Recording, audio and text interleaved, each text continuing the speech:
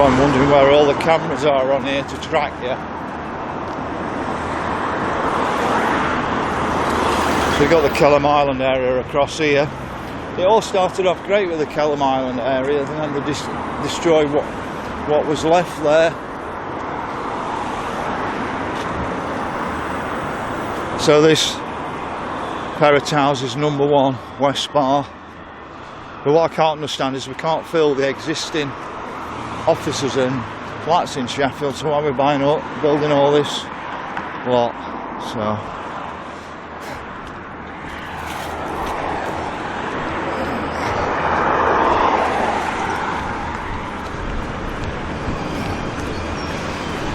So you're more of your Kelham Island here. But if you go up there to West Spa, to the West Spa roundabout, now they're putting a Dutch roundabout in. And they've actually put a Dutch roundabout in, I think, Cambridge. And they've actually caused a bit of a black spot.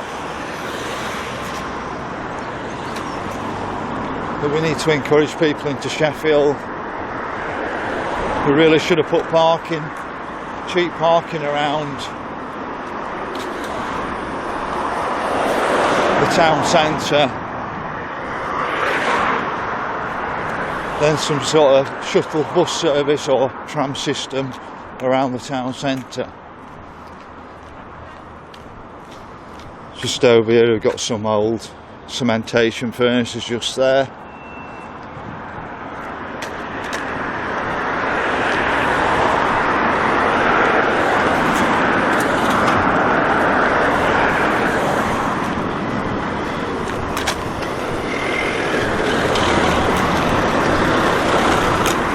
Taking to Kelham Island again. You can see all these houses here with the peak roofs on them, they're like wooden framed, and that's the type of structure that's coming to Attercliffe when they build 400 new homes at Waterside in a zero carbon development. That's the old Penistone Road there. You come through town, you can see the Shakespeare pub, come through town and then onto Penistone Road, but now you come straight down the parkway and turn right at the roundabout before the main parkway roundabout.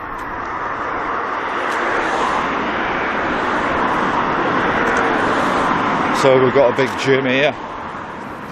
I found it easier to go out walking, do a bit of sit-ups and press-ups. It's a bit cheaper.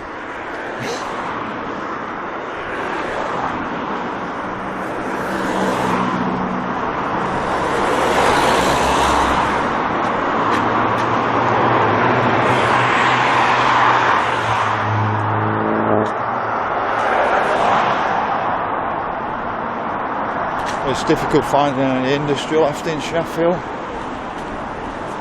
We're supposed to produce more steel now than we ever have done, but I don't believe that myth.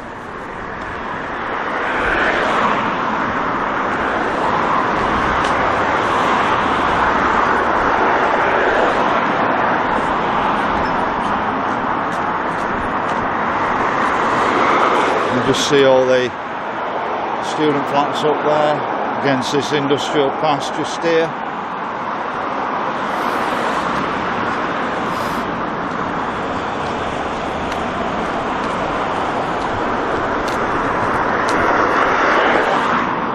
But this is a snapshot of time. What's it going to be like in, say, 10 years time or 20 years time? It's going to be like something out in 1984 if it carries on at this rate.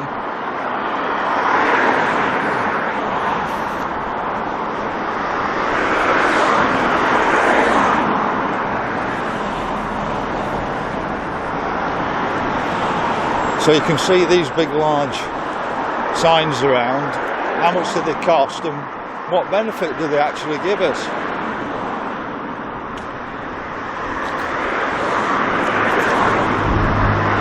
And I think this Old building was a warehouse of some kind. I think it's been turned into flats. It's great to keep the building, because we don't build buildings like that anymore.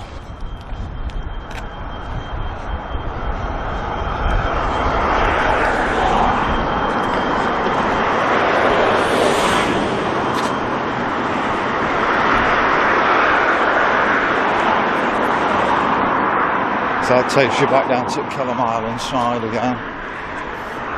So that's why they want to put all these Dutch roundabouts in, so people can walk into town.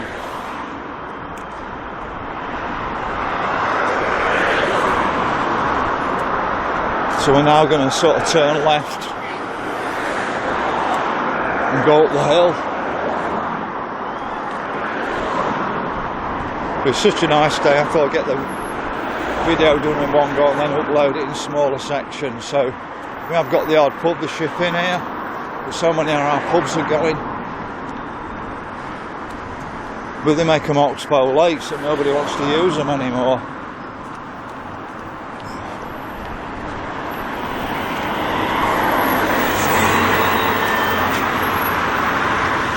Down into Kelham Island.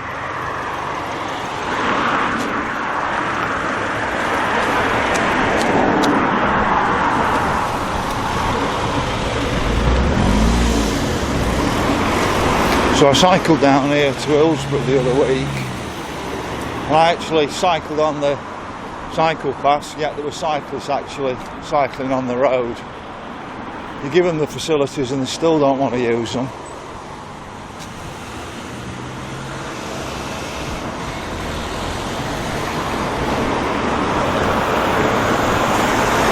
So we're going up Hoyle Street now. We had a large office here for HSBC at Hoyle Street.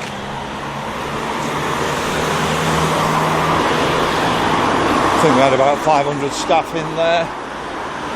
It's now going to become more flats, but you'll see in a moment as we come up. So we've got the super tram right down the middle of here.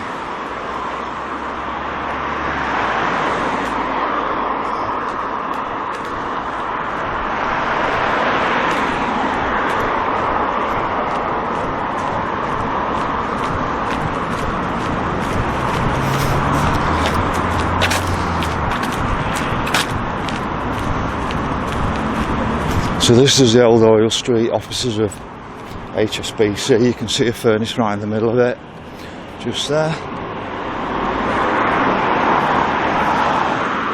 At least that's going to be kept, but we should be seeing more stuff like that around Sheffield. We've just not seen enough of it. For example, on Bailey Lane, there's a crucible furnace on there, dated back to 1700s. I think they've destroyed it, unless they've kept it under one of their high-rise flats, which I doubt. So that's more history just wiped out.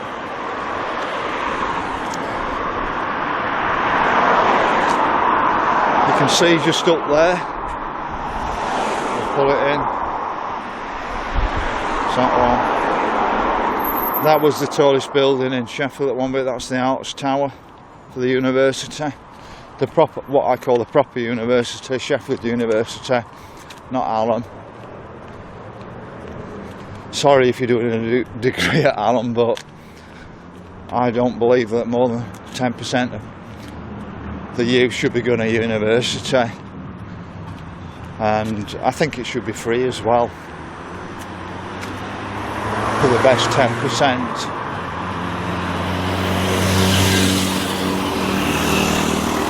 So all this area will become flats. Like I said, we're not filling existing flats and we're just building more and more flats.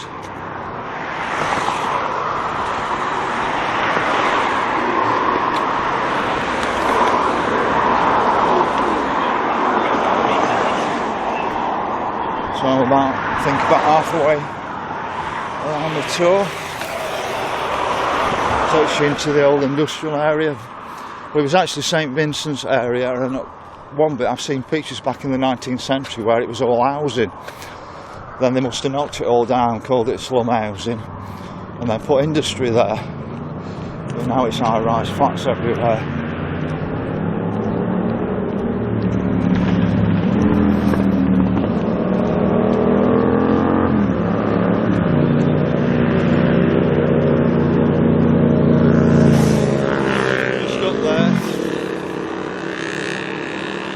St Vincent's Place church, and I couldn't understand why a church was there, but I've seen 19th century pictures. There was all houses around it. You can tell the noise on here. Probably we should deal with noise pollution rather than air pollution.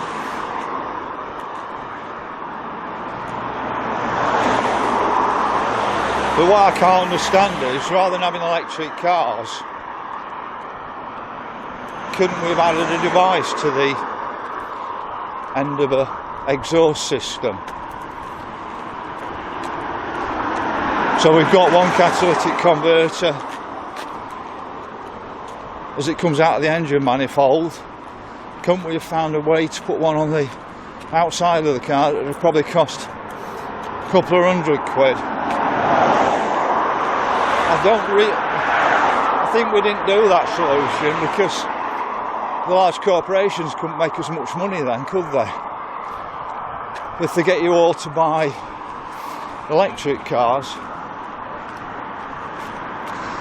if they'll get you to buy electric cars, they're going to make a lot more money than they would from a £300 device that goes on your exhaust.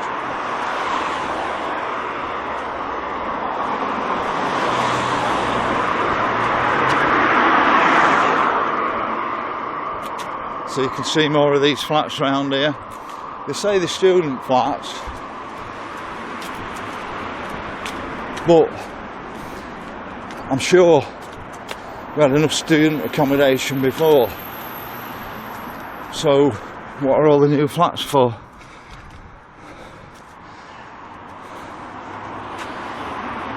So this is the St Vincent area again. Not many of the old buildings left.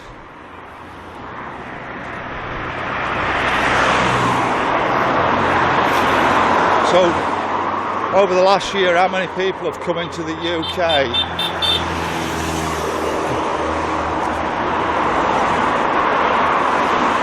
Across the channel, well, I think there's about 50,000 in hotels at least. And it's all been done to reduce labour costs. It's all about greed. Otherwise it'd have been stopped a long time ago. But you can just see these massive flat complexes. It's probably a boring video, but I'm documenting Sheffield. I just want to show people. I mean, you probably drive around the ring road in your car and don't take much notice of what's going up around the ring road.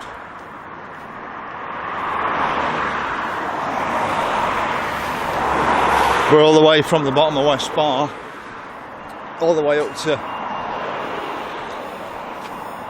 Sheffield University. There's these high rises everywhere.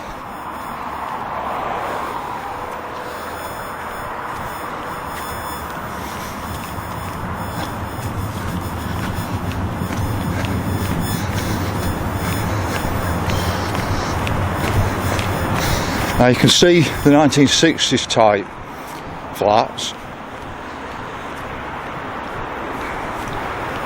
Now they had a different coating put on them, and then we had that problem in London with a tower setting on fire. But they told us that, do you know, we made a big mistake building all these towers and treating people in an inhuman way. And now what we're doing, they're just everywhere. 10 times as many as what we had in the 50s and 60s.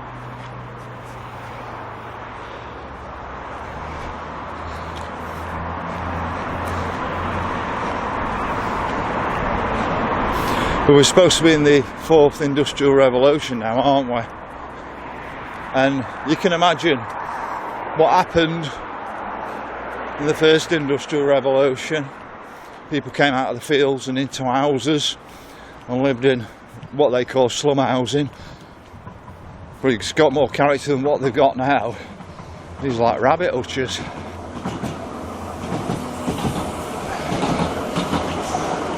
And now it looks like there's some sort of drive to push people back into cities.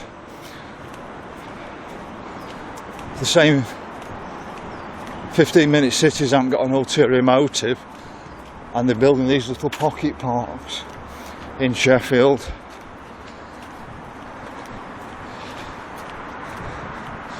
to entice people. But I dread to think, if it carries on like this, what our inner cities are going to look like in 20 years' time when these flats start falling to bits.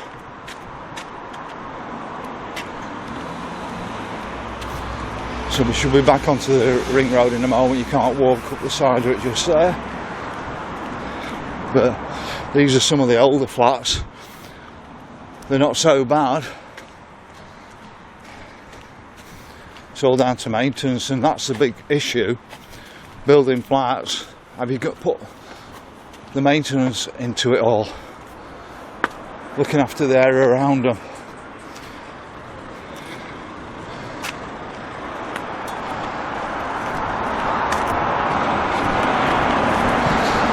So this roundabout here, it's sort of the main one for the university to get up to it. It's got lots of university buildings on it. Takes you up to the children's hospital up there. To the left of me we've got Brook Hill.